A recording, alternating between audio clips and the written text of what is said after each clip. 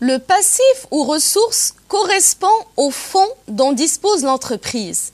Il est composé de 3 grandes masses: le financement permanent, le passif circulant hors trésorerie et la trésorerie passif. Je vais commencer par le financement permanent, qui est un ensemble de ressources destinées à rester dans l'entreprise pendant une durée supérieure à 1 an.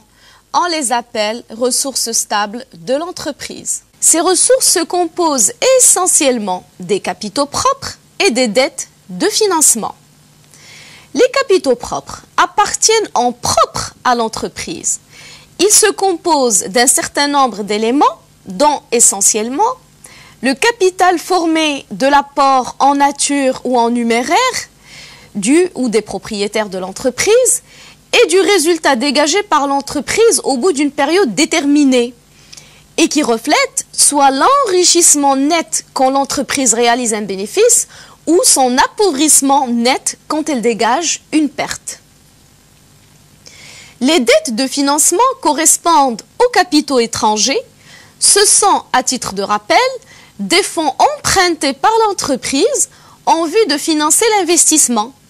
On y trouve essentiellement les emprunts auprès des établissements de crédit ou des banques.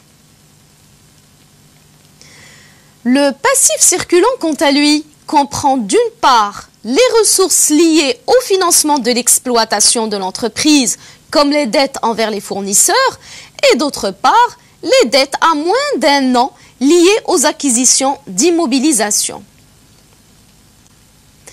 Nous arrivons maintenant à la dernière grande masse du bilan, à savoir la trésorerie. La trésorerie passive est constituée par les montants avancés par les banques à l'entreprise sous forme de divers crédits à court et très court terme, qu'on appelle des facilités de caisse, des crédits de trésorerie, etc.